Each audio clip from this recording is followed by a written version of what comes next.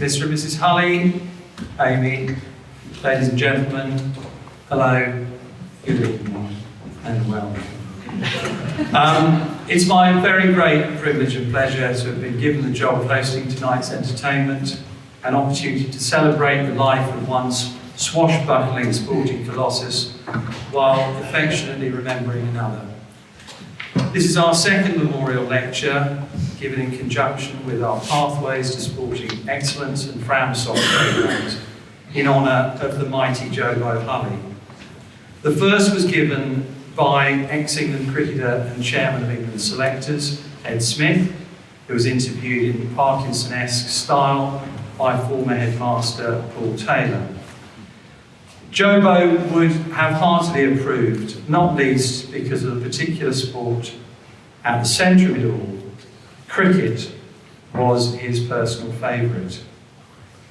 Jobo was a fine off-break bowler himself, controlled, cunning and clever.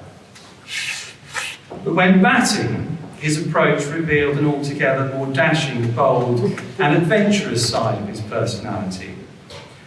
With this swashbuckling approach in mind, it's hard to imagine anyone from the sporting world better suited to address us tonight than legendary All Black Zinzan Brooke, a Renaissance rugby superstar who was made a member of the New Zealand Order of Merit for services to rugby in 1997 and was ranked by the Daily Telegraph in 2007 as the 9th greatest rugby player of all time. His qualities as a player were lauded by former England captain and Harlequins teammate Will Carling as follows. For a forward, his skills were outrageous. As comfortable playing sevens as 15s, he had better kicking and handling skills than some fly halves playing international rugby. You align that with his strength and ability as a forward to read the game. He was quite unique. We'll now watch a few of his highlights. Zinzan Brooke was so talented a ball player and had such great mobility and handling skills that many considered that he might have represented New Zealand in the back division. He's rightly considered to be one of the great all-time All Black number 8s. Cohen. Oh, he's crashed through on the very narrowest of gaps, and he's going to set it up for his comeback. And All Black teammate Zinzan Brooke the try. And again, the New Zealand scrum confident enough to take on. Brooke scores. Good defensive work by the left winger, but it's still not safe for Newport. The ball bobbling around as Pearce comes on the charge. Zinzan Brooke, yes, over the try. Bishop, switched a little, Zinzan Brooke, he's made it, and that was a brilliant try, it really was. Zinzan Brooke, who came on as a replacement, scores his 16th try in an All Blacks jersey. And there we are, we're all square at 10-all. Just watch, it was a lovely scrimmage ball. Bishop again on the lateral run. Now notice how little came in, and see that little flick pass, it was perfect. And Zinzan Brooke, strong and with a long reach, a good score. When he retired, Brooke had played 58 tests for New Zealand and captained Auckland Blues to Super 12 championships in 1996 and 1997. He also scored 17 tries in test matches, which was, at the time, a world record for a forward.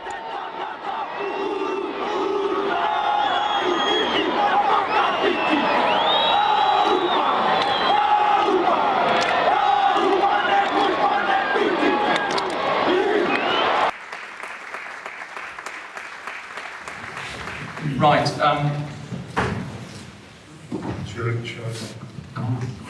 Race. how competitive you can be. You were born Murray Zinzan Brooke on the 14th of February 1965.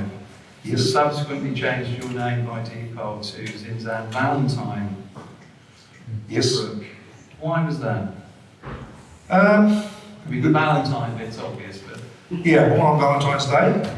Well, it was actually my mum The truth was, so I went to, which I didn't actually touch on here before, my little country place that I grew up in, there was about 35, 36 kids, 6 of them were Brooks. And in our little class, we had 4 Murrays. Get that? Yeah, 4 Murrays in the class. And the teacher, after the first week, she said, right, kids, Murrays, which one of you boys want to, we need to change to go to your middle name. So 3 of us put our hands up, and she said, okay, right, yours Zinzan, there was Stephen, and I think the other one was Graham, and the other one kept his game Murray, Muzz. But it was just, that's how simple it was. It was just because we had 4 kids that were called Murray, and my middle name. So a little bit of history about, I won't give you the whole full version, but the Zinzan thing is comes from my grandmother, Sybil Zinzan. So our origin is, my grandparents are English. They grew up in Lake Essex, and so the origin of Zinzan is actually Italian, which we come from the north of Rome, which used to be Zinzano. So it used to be Z-I-N-Z-A-N-O. And in 1524, when they moved from the north of Rome to Lake Essex, in 1559 they anglicised and chopped the off, and then became the surname. So I'm named after my grandmother, Sybil Zinzan. And yeah, that's how it was. And you know, I've benefited the whole way because I've not been. I think Zinzan's quite cool. It's a little bit different. Just imagine if you're talking to Murray. Yeah, wouldn't it be here? And who were the major rugby influences growing up? I'm thinking specifically about those silky skills, those no-look passes that Michael Jordan was proud of. Yeah, absolutely. I didn't realise actually how good she was, but it was actually my mum. My mum. I saw my mum, and it was one of the things. I think I had a chat to the boys about when my mum when she was playing netball, and I didn't really understand as netball as an 8-year-old. Now I've got 4 daughters. I watch netball all the time, and she was just doing one of those sort of things here, and you don't realise till it was part of the plan when. You as a rugby player, when you go up to a dummy and the guy he falls for a dummy and you do it and you give it a go. And my mum used to do this. She'd do this. She'd got this there, and she'd just go like that. And she'd just chuck it. And I was like, oh goodness me, I can't believe my mother didn't look where she was passing the ball. But the whole story was actually selling the dummy of But she was very, very competitive. As with my dad, but not as much. But my dad was, he was. The good thing about with mum and dad was the coach, and mum was the manager of our team. So we always made the team. And that is that's the beauty of it. But the fact is that it was great. But my mum, I've got to contribute a lot of my skill set and my cheekiness of what I actually did with the rugby ball is to my mum, and bless her. Yeah. And of course, it's not that you were picked on merit or anything, you and your brothers, but you all played for the Auckland Blues. Well, you and Robin and Marty, and you and Robin also played together for the All Blacks. Yes. Did Marty and yourself and Robin all play throughout those really spectacularly successful days for Auckland Blues? When you were winning the Super 12 championships in 96 and 97? Yes, we were. I was involved in an era of a very, very, very good Auckland side, and if people have actually been down there and watched them in the mid 80s and the 90s, right through to probably about 1999 to 2000. And don't think of this as the wrong thing, but our success became our failure because people got bored that we used to win all the time, and we had a very, very good side, and we used to hammer teams. So yes, look, we were involved in a great side. my brother Martin, who was 2 years older than me, was a lot better skill sets than Robin and I together. But he did a silly thing when he went to play for France, and in France he picked up some bad habits and brought those bad habits back into a club final when he played against Ponsonby, where can't defend him, but he accidentally put his foot onto some guy's head, and he got a couple of about 26, 28 stitches in his head, and Martin picked up the bad habits. And then John Hart, who was the All Black coach at the time, said, "You'll never play for the All Blacks under my watch." So that then we lost him, and then Martin went to play in Japan, and he successfully played professional rugby in Japan for 6 years. And then Robin, my younger brother, came into the framework. He was okay. He was just a pusher in the scrum.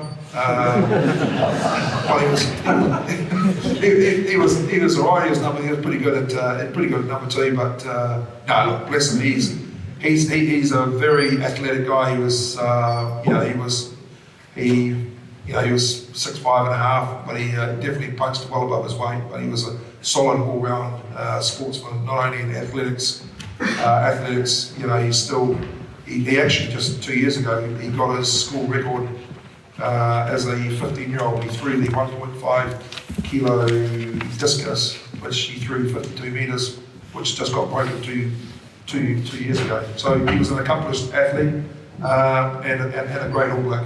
And in fact, he actually did play more test matches than I did, but I played better ones. he's not easy. Yeah.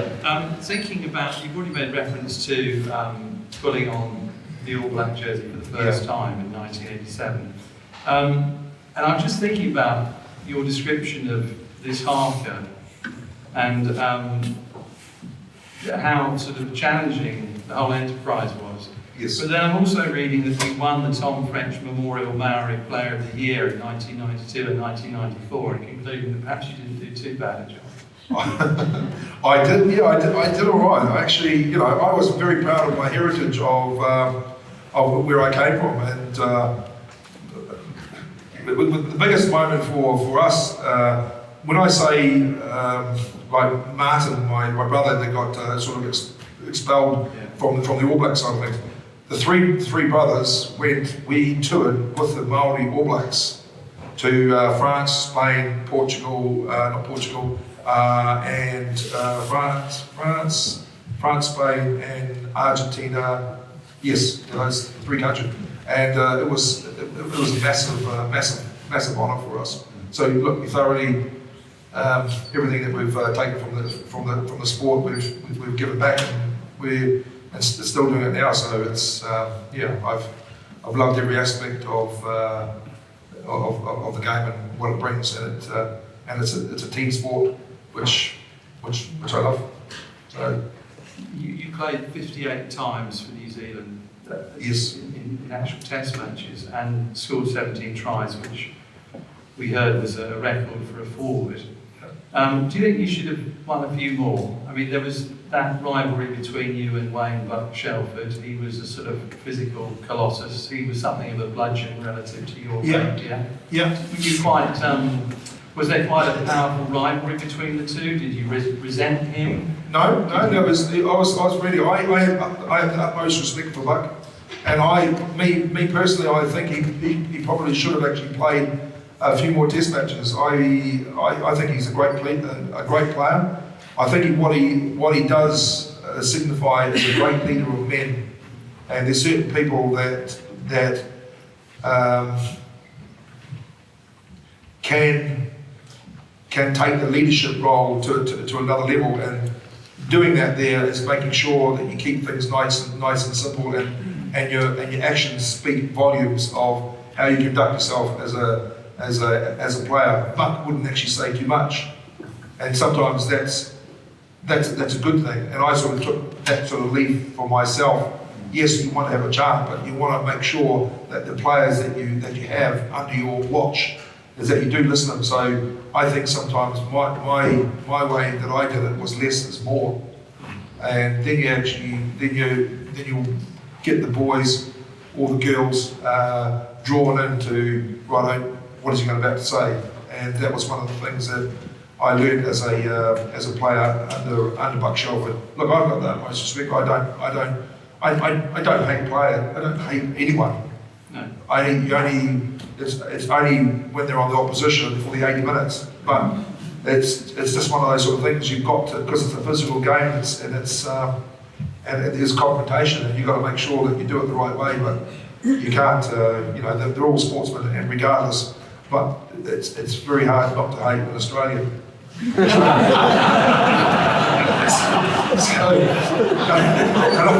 I'll come up against a few Aussies, and I'll tell you what, this is, we better, there's too many kids. So, but yes, it was great fun. Very good. It's very diplomatic. And just thinking about the last time you pulled on that All Black jersey, that silver fern in 1997. Yeah, against you guys. Absolutely. Yeah. You played 58 tests for New Zealand, 42 other internationals. Yes. Makes 100. Yeah. Is that relevant? Is that significant? Did you know that was time to finish, or? Well, I didn't, and I touched on to a couple of people the 100 games, because I wanted to go to the 99 World Cup. And it was at Twickenham, and I just thought that, I knew that was the end, but I wanted to go to the 99 World Cup. But I was one of the four guys which had touched on the four guys. So four of us in 1996 when it became professional. All the All Blacks sat in basically a room like this. There was about 45 All Blacks, and it was the whole Rupert Murdoch when we were just about after the 95 World Cup, the beginning. I think it was the end of 95 or the beginning of 96, and so the financial guys sat us in a room. He said, "Right, we're going to introduce a new competition called the Super 6, the Super 12, and it's going to be professional." And they said, by the end of this day, you either sign on a piece of paper and we'll give you some money, and you can be a professional, because they wanted the All Blacks on board first, which would have probably allowed everyone else to follow suit. And I asked one of the questions. I said, "Well, look," I said, if I sign on the piece of paper and this thing doesn't work, and I've taken the money, do I have to give it back if this thing doesn't go through?" And he said, "No." So I said, "Right, give me the pen." And we're talking, it was $250,000 US. So there was four of us, myself, Richard Lowe, Mike Brewer, and Graham Purvis. And we took the $250,000 US, and I was trying to convince my brother. I said, "Robin," I said, "Look, this, if it doesn't go ahead, you don't have to give it back." And it was just, I can't believe, we're talking about type 5s here. And but two of the type 5s actually, the ones that actually signed it, but it was a bit difficult, but it was an easy calculation for me. I signed it, I took the money, and Jock Hobbs at the time, who was the CEO of the New Zealand Rugby Football Union, he actually asked me, he said to me, he said, "Look, Zinzan," because I wanted a 2-year contract, so I wanted a contract from 98 to 99 to go to the finish in the 99 World Cup. And he said, "Okay, well, you can, but you've got to give me money back." And I said, No, Jock. I said, "No." I said, just out of respect. I said, "I know for a fact." So in 1986, the All Blacks went on an unconditioned Cavaliers tour of South Africa in 1986. And I know for a fact that a lot of those guys got boot money.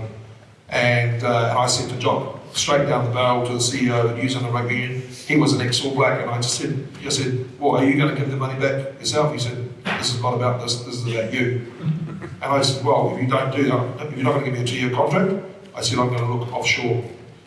He came out of the room, I phoned my agent, I said, "Right, go get me a club." And I went to Harlequin Saracens and I had the same deal on the table. And then I signed 6 weeks later, and then that's how I ended my career against England at Twickenham on my 100th game. But I wanted another 2 years on the back of it here, but I did want to experience playing in the Northern Hemisphere anyway, because that sort of, it did excite me. about the whole rugby season in 2 years would have been good in the second term, and I enjoyed it. And unfortunately, 100 matches is great, and that was right. All right. You played in 3 Rugby World Cups. You were part of the squad that won the first, the inaugural World Cup in 1987. You were on the bench for the final against France. Was that a frustration, or were you just wallowing in the joy of being a New Zealander in Auckland at Eden Park? Absolutely. But it's one of the whole dynamics of where the game has evolved by the well-being of the players. That you look at some of these internationals. Some of these are potentially they're car crashes.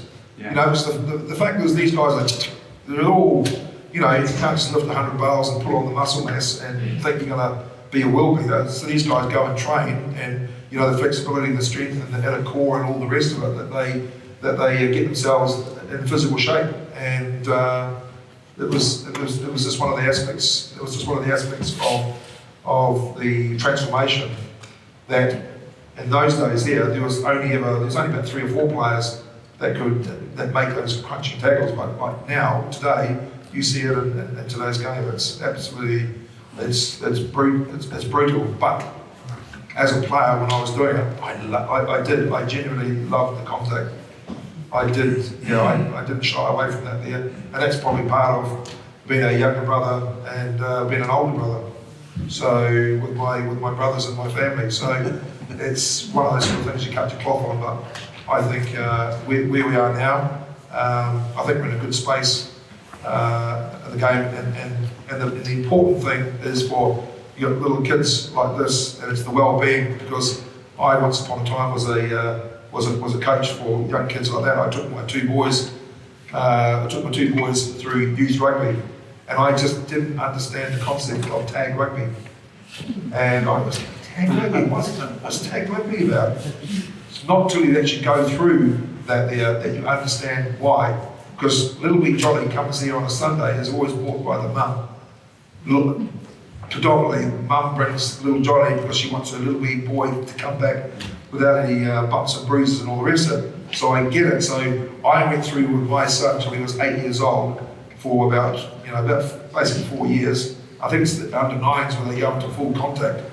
I get that now because those little wee Johnnies didn't get knocks on the head and all the rest of it. All they're doing is ripping a tag and throwing it on the ground. So you keep them in the game, and all of a sudden there's that passion, that friendship, and that bond that rugby journey is part of. And when you get young kids like this here, that's exactly the legacy that you want to leave. And like some of the kids that used to get those little knocks, those kids, which you didn't think they were going to make it, have gone on. And I see these kids like now, because my son's now 18 years old and I was taking them through, but I see a lot of my kids that I trained until they were 12 years of age, and they love it, but they were getting in the game by actually playing the game tag. So now I've gone through that there, and I'm a big supporter of tag rugby to keep them in. It doesn't work for everyone, but it does. What you don't want to do, you can't be arrogant to the point where you think, right, look, rugby's in a good place. They always want to come back. But it's not like that. You want to make sure that you do, because there's other sports that create competition. Okay, so you were also part of the New Zealand side that came third in 1991, but we'll move on from that. But it's the 1995 World Cup in South Africa that I'd like to focus on. Firstly, that outrageous drop goal from pretty much up the halfway line against England in the semi-final. Well, 48.7 metres to be precise. 48.7 is a spot on. Let's take a look at that one just so we can relive the wonderful experience. It was actually Robin, my brother, actually did a bomb. He did a Gary Owen down there, and it pulled it back into the 22. Robin Brooke then puts a big hoop on it. And look at that one, having the England players going back. That's Will Carling's kick, screws off his boot. He has a chance for New Zealand. I was sitting about inside the halfway, about from the 5 or 10 metre line inside our own half. And I thought, well, I'm going to sit here because I thought we were going to attack. I was going to go wide left on here because I had Jonah and Mike Brewer on my left-hand side. Zinzan Brooke, he's trying a drop kick from a million miles out. What a goal!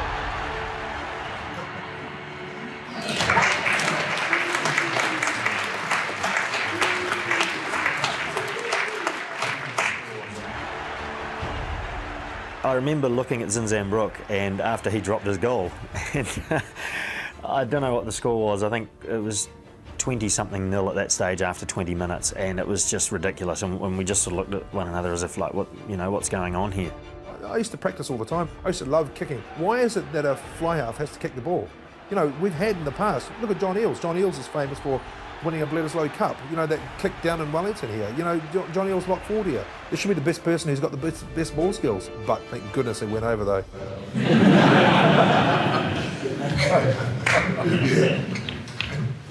He doesn't like to mention, but very self-effacing. Secondly, I want to focus on the build-up to the final itself against Nelson Mandela's newly united Rainbow Nation, South Africa. And you just destroyed a particularly strong England 15, 45-29, and you're preparing for the final when a virulent bout of food poisoning struck the camp. Let's have an impartial perspective, Tom, if we may, on that particular food poisoning fiasco. What exactly happened in 1995 with the All Blacks and the story about them supposedly being poisoned? Right, so there's a few misconceptions that need to be cleared up here. They were not poisoned the night before the final, which, as we all know, was the 24th of June 1995. On the Thursday night before, those guys got horribly sick. About 2/3 of the squad, so not everybody, and not Jonah Lomu, but they got horribly sick with food poisoning. There was projectile vomiting, and it included one of the South African contingent assigned to the All Blacks. I was sitting in the movies with a bunch of them when big Richard Lowe said to me, "Rory, I need to get back to the hotel." I said, "Lowe, there's half an hour left." He says, "I need to go now." So I said, "Okay, well, let me go and tell the other guys," because they scattered all over about 5 cinemas in Sandton City. So I went into the first one. It was next door to us, and before I could walk in, the battering doors opened in my face, and out came Jeff Wilson clutching his stomach. And I looked at him. I said, "Goldie, you too?" He said, "Yeah." We got them into the car. We didn't make the hotel. The door flew open halfway down the road. There was spewing all over the road. And when I got in there, Dan, it looked like something out of Saving Private Ryan. There were guys lying on the floor outside the doctor's room down the passage, and him and the physio and the medic were administering electrolytes and injections and. And to their credit, the All Blacks took a decision as a team not to mention that. But of course it leaked out. And after they'd lost to us in the final, a Kiwi journalist asked the team in a press conference, a live press conference, what about the story? So they had to say, well, yes, we were, a number of us were incredibly sick. And Jeff Wilson was the worst of the lot. He didn't make half time. If you remember, he was replaced by Mark Ellis.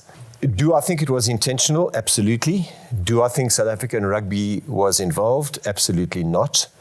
I'm pretty sure, and all indications as I've tried to get behind this, would seem to be that pressure from betting syndicates. It's the old money in sport, let's shorten the odds.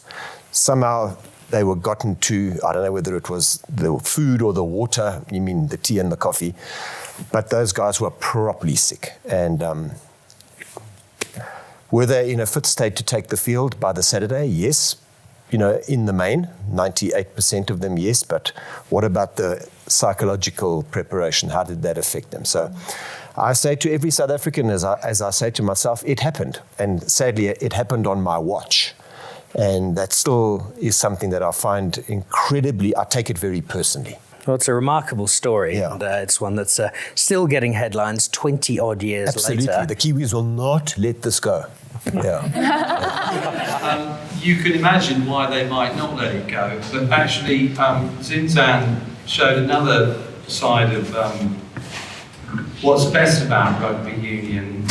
In my office prior to this interview, when he showed a certain generosity of spirit in assessing that pretty challenging day, which obviously is something that's lived long in the memory. Do you want to say a little bit about it? The bigger picture? Yeah, the bigger picture here. It's not a sour grapes. It's not a sour grapes moment. It's just what happened in sport, and people want to ask the questions, but they do need to know, what happened, because till the day I die, I'm not going to change my story. But the fact is that something happened on the Thursday afternoon at lunchtime after our training session. We had an amazing training run on the Tuesday, Wednesday, and the Thursday, and then we had the lunch break, and that's when it all went AWOL. But look, we still have the element of confidence to do that. But just remember that when you have there's altitude and there's dehydration, where that's was a massive problem. Look, at the end of the day, we're playing against South Africa. They came out of they're out of isolation, and the big factor was Nelson Mandela. I was a big fan of Nelson. He was a massive man of what he endured through his time in South African prisons. But the humility that he conducted through this whole campaign that he was when he was there, and for me, it was a massive honour. And maybe for whatever reason, the better team won on the day, but I can tell you that it wasn't a level playing field. And we went, which I touched on before, I just said, we actually went trying to score a try. Because it was, went to extra time, so it was 15 minutes each way. So full time was 12 all. Joel Stransky did the drop, I think, in the first, I think it was 15 minutes each way. And then what we were trying to do, we were trying to set up to just do a drop goal. And we knew that after the extra time, and Joel Stransky 15-12, and then we were 15 all, we would have won the World Cup, because I think a lot of the South African players focused on Jonah and shut him down, and our strike weapon that happened a week earlier against England, South Africa looked after him. But the fact is that we were just trying to do a drop goal, and had we, after the extra time, 15 all, we would have won, because we knew the rules going into not the extra, or before the game, and the extra time, if it went that way, was if any player, any team had any player sent off in the Rugby World Cup, which James Dalton was sent off. He was sent off against Canada. He got red carded, and a red card was the first rule that the team will win. And we would have won. So we weren't actually trying to score. We were just trying to set ourselves up beside around about the 22 and do a drop goal. I just wish I could have changed my drop goal a week later. So yeah. So look, that's how it is. It happens. I thoroughly enjoyed playing against the Box.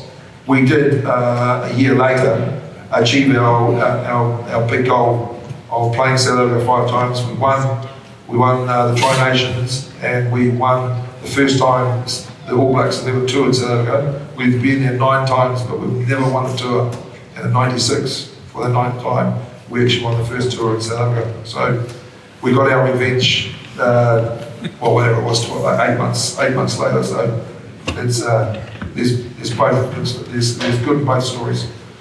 Okay, and then after that, Zinzan played and coached at Harlequins from '97 to 2001 in the Premiership, and then went on to play for Coventry in National 1. Yes. And he's obviously been living in England ever since. Ever since, yeah. We are blessed. What a stellar career. We'll now have a few questions, if possible, from the audience. Their own thing. Do you think opposition players should stand back and watch, or should they meet the challenge head on? Sorry, the haka? The haka? Yeah. Oh, should yes. opposition continue to meet it head on, do their thing, front up, basically? Well, I've always encouraged them. I'd love to see the England guys do the Morris dance.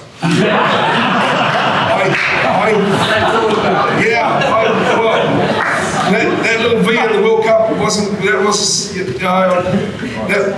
that scared the pants off me. But no, look, it's part of. Now this is part of my background, because we've not invented this haka just in the 1970s and the 1980s. This has been part of our culture. We've on our first All Black tour, we've done it. I think it was 1905. That when the All Blacks first did it, and they produced the haka. The haka is part of my culture, and it is a war cry. It's to galvanise a group of men to think the same way and to push when you go into battle. And look, I think in the modern day rugby, in the professional environment, I think look, I'm speaking on behalf of the whole of New Zealand, but I think it's just a special couple of minutes in the professional environment that we just allow these guys to do the haka. Look, no good haka makes you win a World Cup. It doesn't make you win a game. So, many of these players, because these guys play each other so much, some of these guys should be accustomed to that. They said, yeah, okay, you can do what you want, but I think you should just stand there and respect it and see what happens. Because I think it's a great aspect in the modern day. Dave, just behind you. You said that you've lived here over 20 years. So if your 18-year-old son wants to play international rugby, would he play for England or New Zealand? He can do, but I won't be watching. All my kids are. This is one of the funny things when we go back, because there's 25 grandkids. And when we have a family gathering, so there's a lot. It was about 6 years ago when we went home, and so all the cousins will come over and say, "Hey, Uncle Zinzan, okay, where are the kids?" And I said, "I think they've just gone outside." So they have play dates, and they said, "Right." So because three of my daughters got really posh English accents, and you're talking to my eldest daughter, the 14-year-old, she sounds like the Queen, and but then all the cousins go, "Okay, look, come on, let's go and listen to them talk." It's very funny, it's very cute, but it's just one of those sort of things that happen. But it's a great little thing. But yes, back to your question. If my son, he's in the framework of the England under-18s at the moment. But he's I'd be delighted. It wasn't his. I chose to stay here, and my wife and I chose to stay here. We've got 6 beautiful kids. We've got 2 boys and 4 girls, and we love it. And I was saying before, my 8-year-old daughter has just signed a 3-year contract with the Royal Ballet. So she's quite exceptional, and it's nothing to do with me. But my 18-year-old son has just signed a 2-year contract with London Irish while he's at school. So he starts July the 12th. He's got his A levels that he's going to do, but it's great. But if he got an opportunity to play for England, I'd be absolutely delighted. Talked about obviously yourself this evening, because it's what it's all about. But who does it for you? What players done it for you over the years? Who do you put on a pedestal? Yeah, well, I grew up on the 2 players. I used to go and practice on my 35-acre front lawn. Phil Bennett's sidestep. And Gareth Edwards. For me, Gareth Edwards was one of the players that I loved. The players that I would love to play with, like for me, I've got utmost respect for England's Richard Hill. I think is a real unsung hero. He wasn't a flash player, but he just did all the donkey work. He did all the work that. When I was touching my analogy for Richard Hill is his best game is 82% and his worst game is 81%. And when you have that, you're always going to make the team. But for me, he's a tremendous player. And there's lots and lots of fantastic players around the world.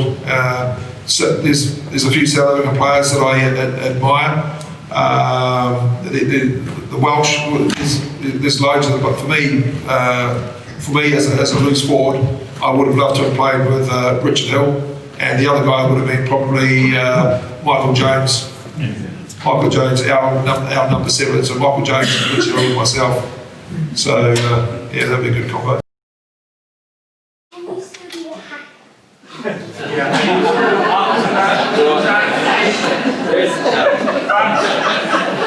There's always one, isn't there?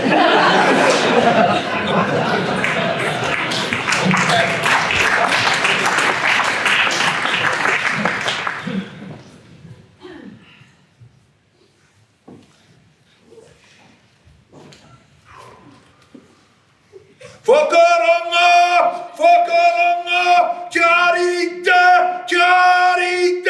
kia mo! Ringa pakia, wai, takihia, kia kino neo ki. Ekino neo ki.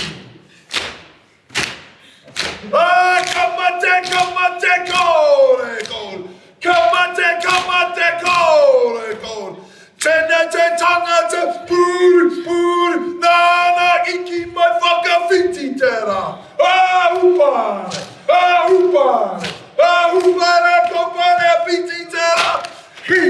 Hi!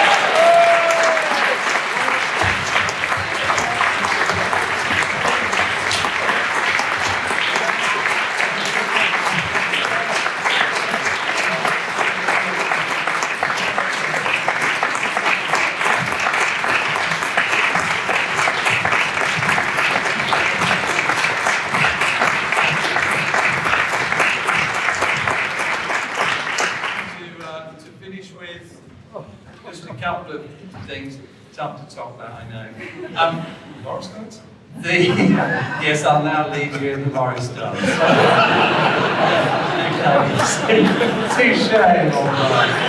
okay, so a couple of things. The retiring collection is for St. Elizabeth's Hospice in Ipswich, that's the first point.